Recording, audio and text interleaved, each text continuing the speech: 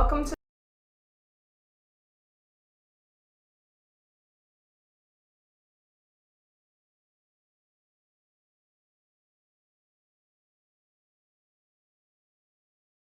enjoy the video.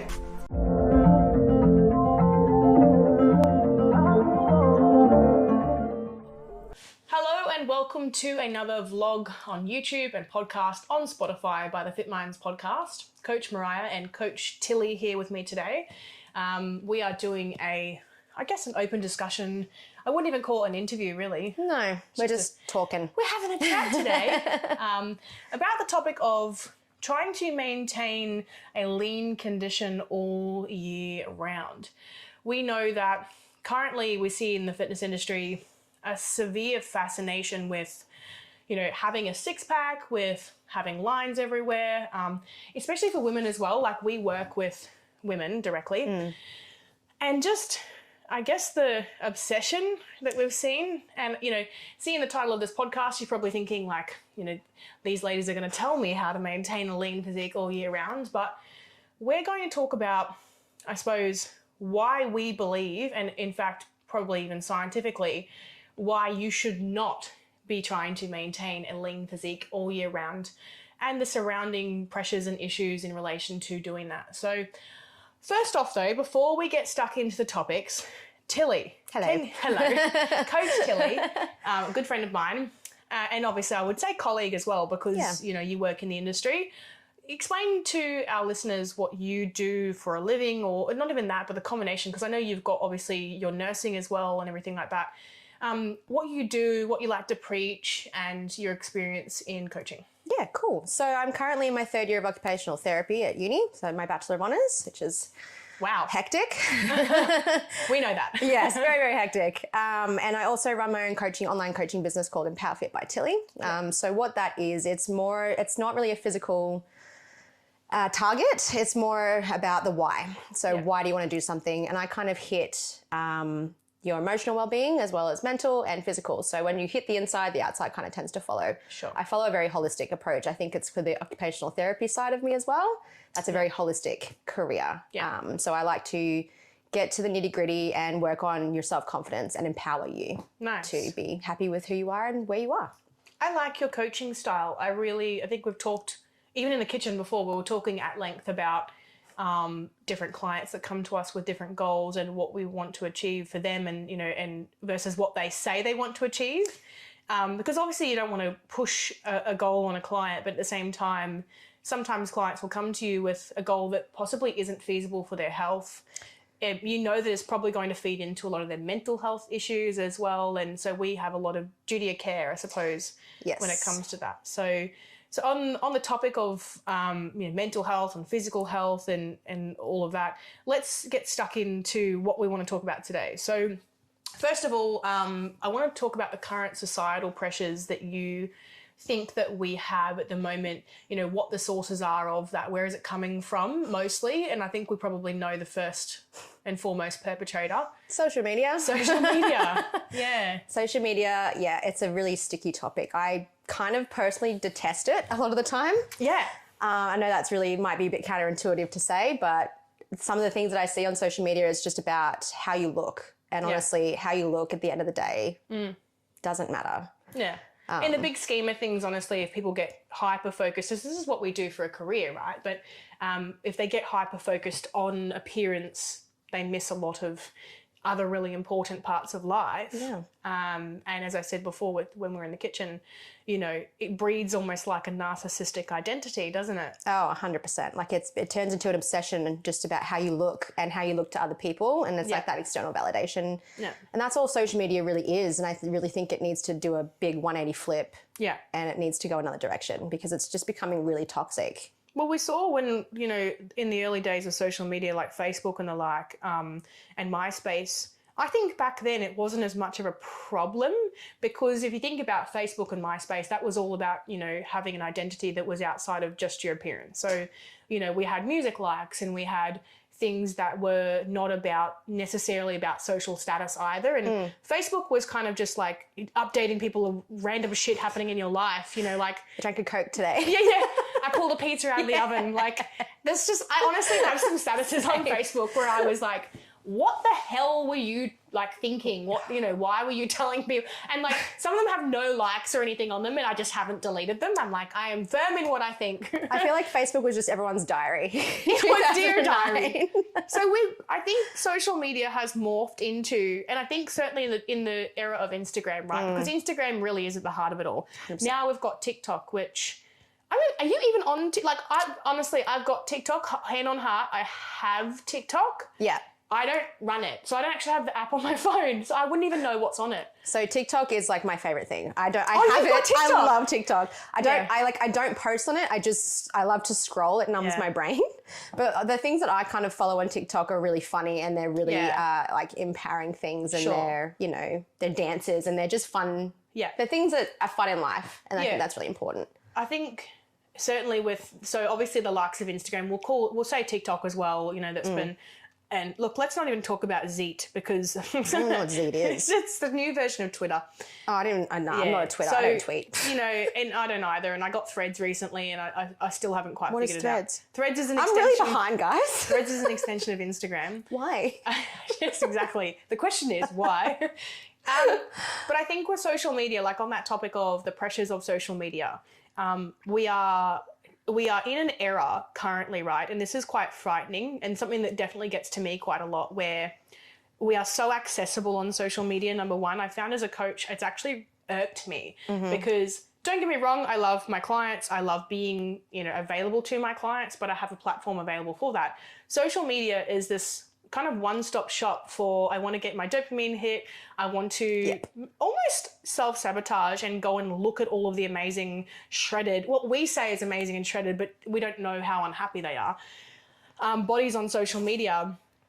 And as well, we go there to message people and expect a response straight away, instantaneous. Instant gratification is huge. Yeah, and it's like getting those likes and comments on a photo that you've posted. It changes your mood. You keep refreshing to see if you've got any more likes, or whether and you get sad because a post didn't get many likes. And I think that honestly, like, that was me probably a couple of years ago. Like, I was really hyper attached to, whether I got 1,000 likes on something, or, whether people interacted with me. And, as much as obviously in our businesses, we've got to have interaction on social media, I think now, and I don't know whether you're here, but I resent it. I resent social media. I resent the Fitspos with the six packs. Oh, don't even get me started. It's not that I'm jealous of them. I'm not jealous because I've been there. I've had an 8-pack. I can, be there again. Like, I'm not jealous of them. I'm sick of their shit, because I'm sick of it, especially when they don't come out of that. They stay there, and they don't talk about where their bloods are. They don't talk about where their menstrual cycle is. Oh, no. They don't talk about where their fertility is. It's, especially for women, you've got these women who are thrashing and bashing themselves, and I'm, an advocate for women's health, but I don't think that's women's health. It's not women's health. I think it's at all. I think it's a very temporary thing. I think that's what we're trying to get at into this podcast, is that, like, if you want to get there, that's okay. It's okay to have that honestly very elusive goal. But we're going to talk about the ramifications of being there, like how long should you be there for? And obviously we know that social media is at the heart of the problem. Yeah, right? 100%. And like, I think if you want to get a lean physique, it's for a very short time. Yeah. Because once you actually get there, you're like, I personally absolutely hated it. Yeah. In comp prep. I hated being lean. Yeah. I hated feeling weak. Yeah. I was moody. Like, there's, we'll get into that a bit more later. The actual physiological, Yeah, the physiological. And I didn't care how I looked. I actually hated it. Like, I had my abs were popping out, and like my muscles were popping out, and like everyone's like, oh my God, you look amazing. I'm like, I don't feel amazing. I feel horrible. Yeah, and people don't want to hear that too. Like, I think I'm like 74 kilos at the moment. Like, I'm probably the thickest I've ever been, and I'm really happy with it. There's moments I go through where I'm like, oh, like, some of my clothes don't fit as well, but at the same time, like, I don't have this fear of eating more food. I also don't feel like I'm going to the gym just because I've got to get it done. I'm actually going to the gym and enjoying my sessions. Yeah. I have a regular menstrual cycle, like, yay. I know, like, it's great. It's also too, like, you're never going to know what it feels like to actually be healthy unless you let yourself be healthy. Yep. If you keep continuously trying to chase and maintain a lean physique, where does that leave you? And where does that, like, if I was trying to maintain my comp physique, I'd go insane. Like I'd been there 10 years ago. I was maintaining 8% for 2 years. And, you know, we talked about atrophy. Yeah. Like muscle wastage, which I've got in these topics as well. But so I guess we'll move on to the next topic. The source of obviously pressure being social media. So let's talk about the glorified side of staying lean, like external validation and praise. Like obviously why? Why are people doing this? Like if you're listening to this podcast, you're probably going to be really friggin' triggered. Like, you're going to be like, well, yeah, I want a six-pack. Yeah, I want to be shredded. Like, what do you mean? Like, you're a coach who does this. Like, it's not fair. It's like taking a toy away from a kid, isn't it? Literally. Like, and that's not what we do. Like, I was saying to you earlier in the kitchen, like, I've had to drop a couple of clients because they wanted to just maintain this physique and they didn't care about their own health, and that's a problem to me. Yeah. Because our job as coaches are to promote health. Yeah. Not... That's right. Not vanity. No. So it's a really fine line that we have to constantly walk. And I feel like a lot of, you know, the fitness industry in general, it's all about being shredded all the time, but it's only aesthetic. Like no one ever talks about the physiological, mental health side effects of anything. And also too, I think it's really ignored. Like the second that someone talks about health, even nutrition, people check the fuck out. You know, people are like, you'll literally, you watch them glaze over and you're like, hey, by the way, the fact that you have low XYZ on your bloods is a problem. Oh, yeah. Like, it's a bad problem. It's and they're like, will this bitch just tell me how to get a six-pack? Like, yeah, literally. Just tell me what to do. I will not tell you how to get a six-pack. Just cut my calories to 1,200 calories a day. Or less than 1,200 calories a day. I've had that before too. Yeah. I'm like, absolutely not. I often get as well, like, a lot of people trying to dictate to me exactly how to make them lean. And I'm like... to them, your calories are so low at the moment for your current body weight that if I go any lower, like it's going to threaten much more than just your muscle mass. Like you're going to be in a position where we start this binge kind of deprived cycle as well, which, you know, so many people ask like, why am I binging? So I did a podcast about this, the last one I did, and it was like, probably because your calories are too low. Yeah, you're not feeding yourself. And you're not feeding yourself adequately. Like it doesn't have to be as low as possible. So that's another layer to trying to maintain lean physique is like, most people are still trying to underconsume calories, even when they're trying to maintain. They're like, oh, I have to stay on 1,200. And that's where that muscle wastage comes in as well. And you start to look like shit, you know, like... I've never sat on a 1,200 calorie diet. I've always been like at minimum 1,600. Minimum. Even with anorexia, I think it was like, because I was 45 kilos and I was like, you know, I don't even want to talk about what calories I was on, but I wasn't on 1,200. And, you know, but then I was running all the time as well. And it's like, I looked awful. Like I look back at the photos and it's like more people should have told me like, right, you look so unwell. But people are scared to do that too. They'll only tell you when you look good. That's right. And then, I think I was saying this earlier, like when I was at my leanest for comp, it actually had the opposite effect on me. I got really sad. Yeah. And people said, oh my God, you look so amazing. The external validation. But I hated it. Like, and I was like, well, yeah. And then, but a lot of people are like, oh my God, I feel I'm getting that attention from everybody. Yes. I want to keep this up at the expense of my own health, and that's a mental health issue. I would absolutely 100% like support this idea that, you know, I've seen dozens of women come through my books. Like I'm talking like all walks of life. I don't think there is anything wrong with a woman who's, you know, postpartum or she's at a stage in her life where she wants to honestly just get rid of some kilos that are probably damaging her health. Because we know that, you know, above 30%, like when we start to get around that 35, 40% body fat, we're starting to get a bit risky. Too much, yeah. But there is a sweet spot. And I think that unfortunately, I'm going to say most women don't sit in the sweet spot.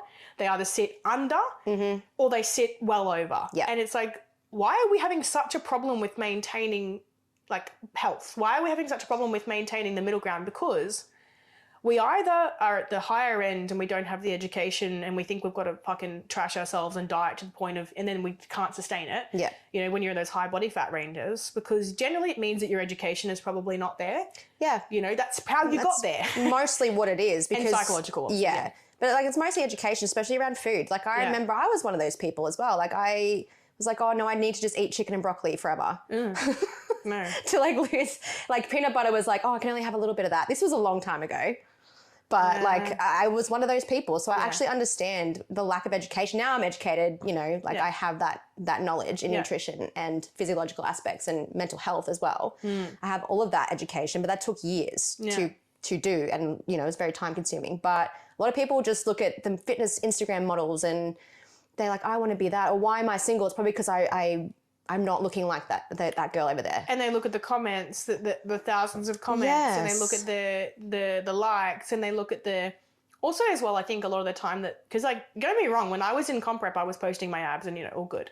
But I think as well, like even when I do get quite lean, I always write in my captions and things like, this is not sustainable. Yes. I feel like absolute shit. Yep. I'm not going to stay here. I don't even like myself here because, and it's like, well, people go, why do you do it? I mean, competing as well, like, it's not something that I'll do forever myself. Like people probably think, Mariah, you'll probably be competing forever. But no, there's not a lifetime in it, because there's a few reasons for that.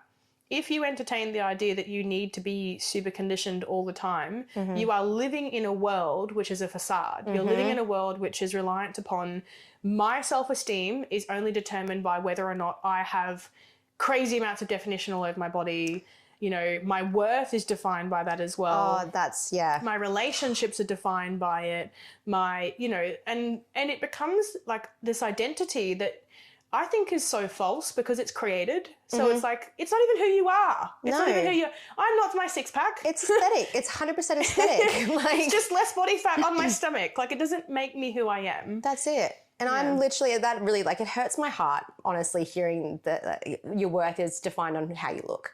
Like, but honestly, but how many women, if you did a survey and said, do you feel like how much of your worth, out of 1 to 10, how much of your worth do you think is defined by the way that you look? And I think it would be at the higher end of, it would be above 5. It'd be around, 5, 6, 7. Yeah. Unless someone's done their work and figured out, holy shit, like, and also too, what the fuck is wrong with having a bit more body fat? Like, why, absolutely nothing. I love it. Why are we so fascinated?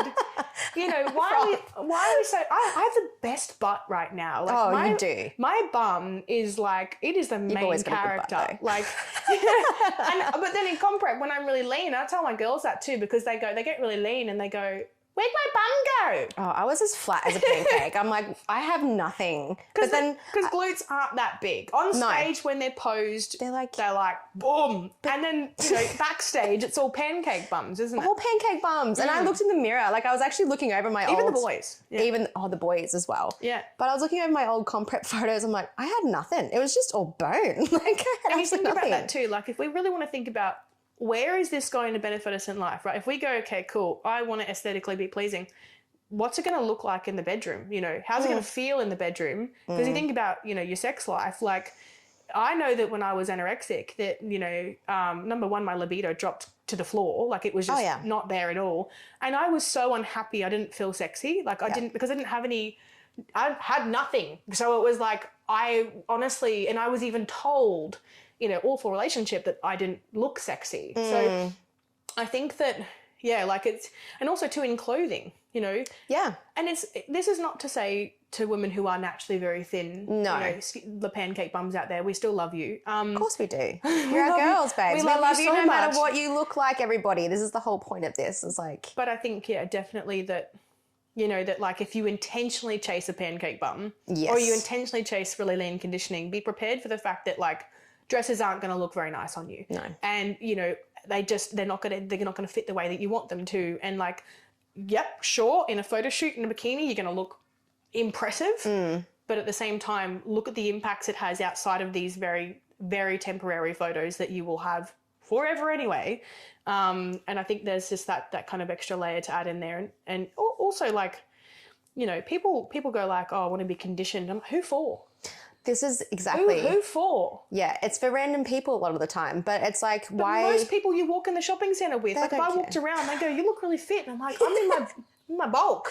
Literally. And they're like, no, but you look like you do CrossFit. And I'm like, I am in the height of my bulk at the moment. Thank you. That is the biggest compliment. But so like for most of the population, if you are trying to get quite conditioned from where you are and you're sitting between that 20 and 30% body fat. Yeah. You'd be surprised how many people think you're already banging. Literally. And why does it fucking matter? Literally. I'm sitting at like 25, 26 right now and I'm frothing over life. Like I literally had KFC's in a box for dinner last night and then a little bit of chocolate this morning for breakfast, guys. Like I don't care. I'm breakfast is a vibe. I'm living my life. I'm living my best life. And I actually love because I went through this after comp as well where I didn't even realize I was doing it. It was a habitual thing where I was still in comp prep mode. Yeah. And I was reversing out, but I was still in that mode of like having to move all the time constantly. And it took me to hurt my back to actually stop. The jitteriness and and the like doing laps around the house for no reason. Yeah. And I stayed in that for like a month after, and then I hurt my back training because I still didn't have enough strength, and I was like just wanting to go heavier, and it took me to actually stop and be like, oh my God, like I'm still tiny. Like I actually had to look in the mirror. I was like, I'm actually still tiny. Like I need to sort this out. And now I've like put on I think it's like 17 kilos or something since then. Good. Froth. Love it. Like you honestly, and the thing is too, is like I heard recently, which was really interesting because you're beautiful. Like, thank you. You know, so are you. Yeah, thank you. We're all beautiful. We're all beautiful. We're just on the podcast to compliment each other. 100%. That's what we do. Mutual masturbation. I love that term. Right? It's great. Yes. This podcast is not PG. It never has been. No. Not PG. No. Welcome to our normal conversations. Really. Actually, honestly, having conversations with women is funny because we were at me and Alex, we're digressing, but we were at a pottery class the other day, and like listening to women around us, like I didn't say a word and Alex was just listening, and he was like, holy shit, women are like full on, like they talk like this, and I was like, wild. Oh yeah, we do. Yeah, we do. We are wild. You think you guys have really controversial conversations? We go next level. Like we talk about everything possible that you probably shouldn't talk about. But no shame. We're communication fiends, so I think that's part of it. But I think being honest about this, like this is a really, really great topic to talk about because I was really passionate about this topic. I'm like, I'm coming on your podcast, so we need to talk about it. Yeah, you didn't even... I didn't even ask. I'm like, I'm coming on your podcast. We said we were going to do one at one point, and then you're like, and you know what? I'm definitely a person who's like, okay, yeah, sure. Yeah, but I was like, this is like important because women need to just feel empowered and beautiful, and no matter what stage you are. And that's something that I always preach on my Instagram as well. I always do side-by-side shots of like comp prep day or comp day and then where I am now. I definitely think as well, like part of the problem is that we're not validating that either. So it's like, you know, you see like, yeah, I'll post a bulk photo or I'll post a thick photo, and it's like, don't get me wrong, I understand why a photo with abs is going to get 700 likes or whatever. Yeah. But please, for fuck's sake, please start giving validation to people who are preaching health, who you know, I saw a girl the other day post a picture who was, you know, she's obviously in her off season. She's a little bit more body fat, looks banging, you know, like amazing, you know, probably a beautiful person as well.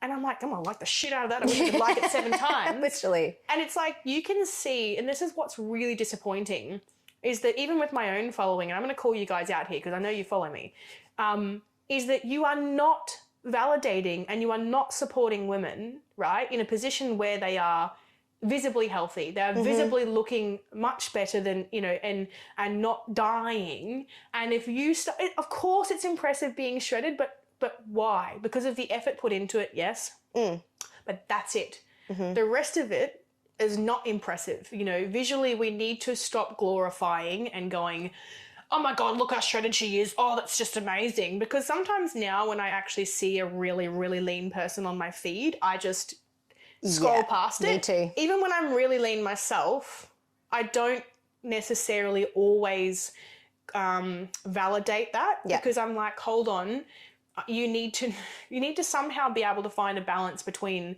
putting really conditioned on a pedestal and realizing that like that can also kill you. Like this is so deathly. And it's like, if you want to die because you want to look good, go the fuck ahead. Yeah. You know, if you want to fuck your menstrual cycle up, if you don't want to have children eventually, if you want to really have some trash problems later in life, yes, please by all means go ahead, but just know that it is basically a slow form of suicide. It 100% is. And if you want to just slowly make your heart stop beating. Yeah. You know, make your brain just stop working. I mean, all for what? For some Instagram likes. Yeah. Which honestly is a problem as it is. Like, you know, so if you're listening to this podcast, challenge yourself in the next few months to really, I'm not talking about, don't shame people with abs for God's sake. No.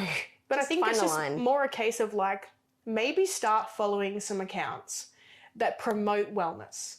Maybe start following some accounts that actually talk about nutrition. They're not just going on here going, here's my fat burning bloody, you know, quick 30, which is a load of bullshit. Start actually supporting, you know, women and men in the industry who are basically finding that happy medium, you know, and promoting that happy medium, because trust me, it's far more sustainable than what, you know, trying to be shredded all year round would be. So 100%. And I heard a saying not long ago. I don't remember where I heard it, but it was like, why would you spend all of your time? Because honestly, maintaining a lean physique takes up all of your time. it does. Oh, God, yeah. All of your time. Why would you spend all of your time on this earth worrying about what other people think about how you look?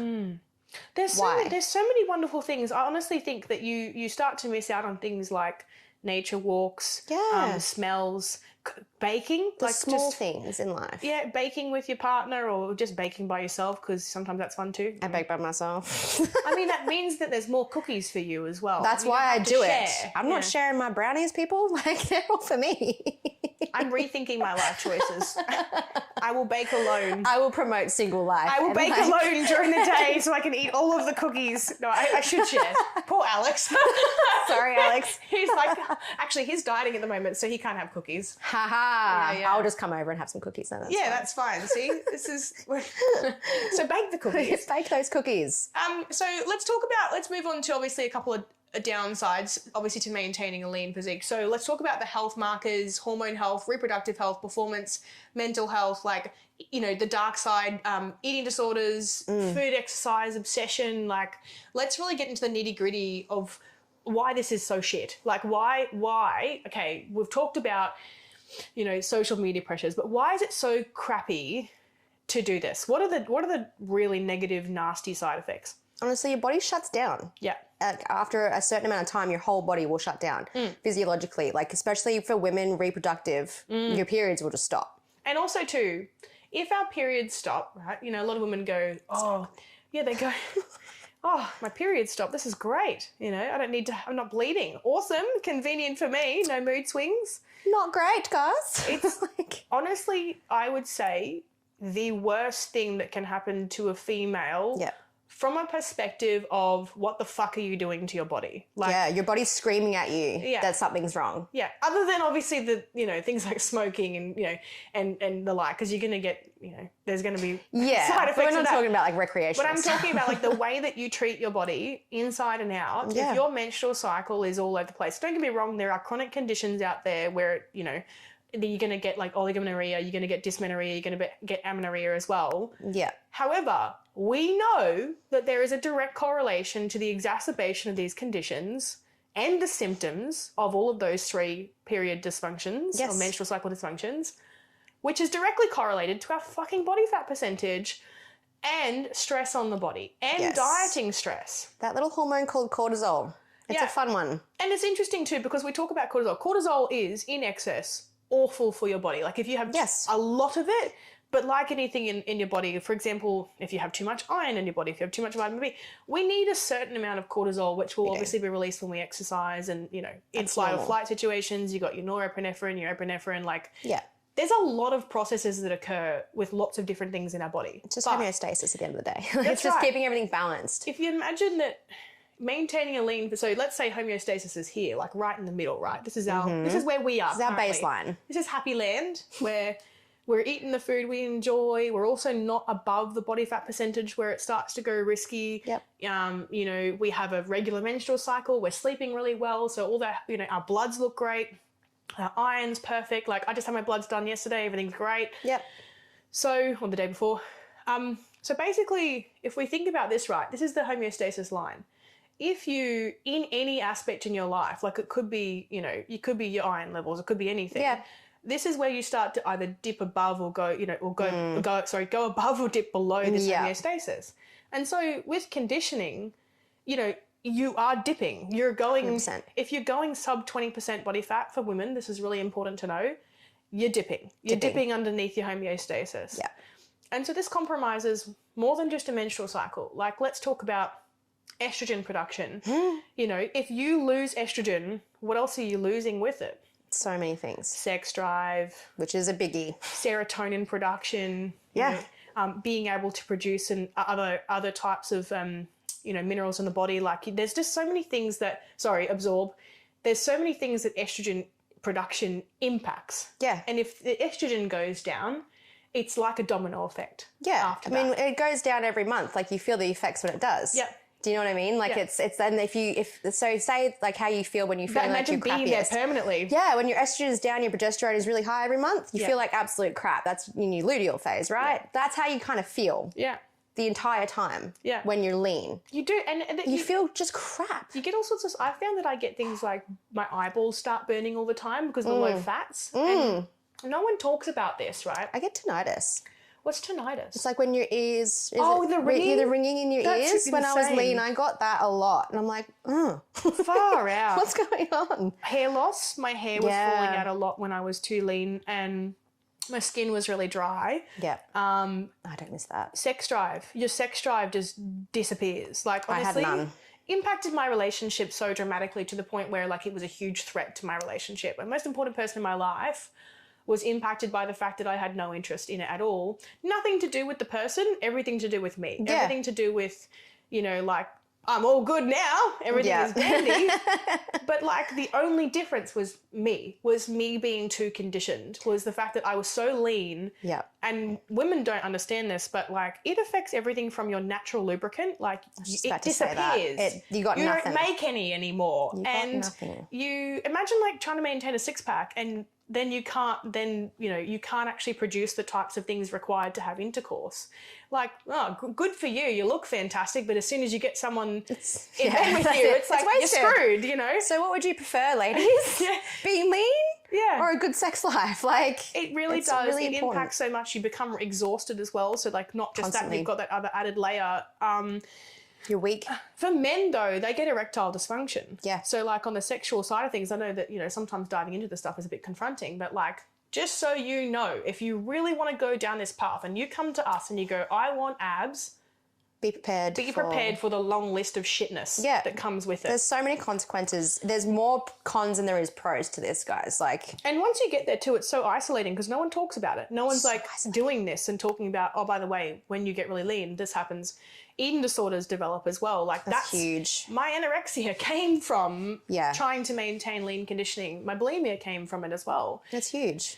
And it's very quick that it happens. You don't realize that it happens. You're in denial for most of it, I think, honestly. The first year of my eating disorder, I was angry that anyone would even say I was anorexic. Yeah. Until I was admitted to hospital. And it was like, by the way, what you're doing to your body, you're going to die eventually. And at that point, I didn't care. And I think, like, just remember, if you're so fixated on sustaining this and you're risking death, then what are you going to do? Like you're sustaining it for what reason? What is your why? Like and there's always a why to everything. And this is one thing that I really tackle in my coaching style is, well, I want to know your why. So you give me a good reason. I want to be toned. That's not a good reason. Give me your why. And I actually force them to just I like hearing from women when they say to me, like, honestly, when I legitimately can understand, when they're like, I just want to feel a bit more comfortable in my own skin. I love that answer. I think that phrase to me isn't, I want a six pack. It isn't, I want to be able to, I like the ones where it's like, I want to be able to wear shorts at the beach, or I want to feel happy. Also too, for the women who say I want to wear shorts at the beach, wear the shorts. But also too, like, because there are some women out there, I'm like, wear them. Like, I don't know why you're not wearing them. Everyone has different comfort levels as to what they're comfortable with and not comfortable with at different stages in their life. Absolutely. Yeah.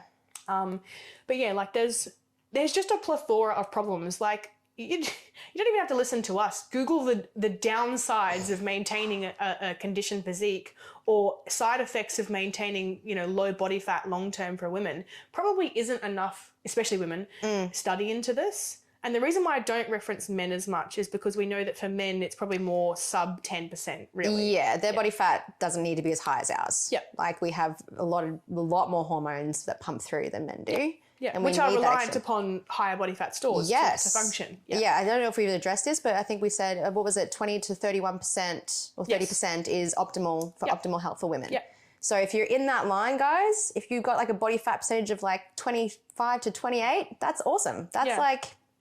And if you dip below that, it's fine. It's okay. Like if you dip below it, but just remember that if you're going down to 15, 13, 10%, and you're getting really lean, that is like, imagine it's honestly like, a short-term holiday. Like it's like you can't stay there. Yeah. You can visit. Yeah. You can take some cool pictures. That's a great way to Do you know put what I mean? You it. can enjoy it while you're there and then get the fuck out. Get out go of there, home, man. You know what I mean? Yeah, Because get out of there. that's I like the fact it's called homeostasis, because it's like Go home. it's like home, you know, and it's no coincidence that homeostasis feels good. It's comfortable. You feel like yourself. Yeah, and you can really enjoy things more. Like, I love my life. I have energy. I sleep well. I have good sex drive.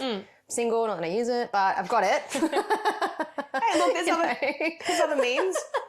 But that's what I mean. I don't like. I'm a very, very happy individual, and like I look in the mirror now, and I still do little relapses where I'm like, oh, I've got a little bit more pudge than usual, and then I like snap myself out of that. Only because I've done the mental work to do that. I'm like, I actually look pretty sweet. Like, look at that bum. Like, look at these hips. I actually love my little hip dips and my fupa.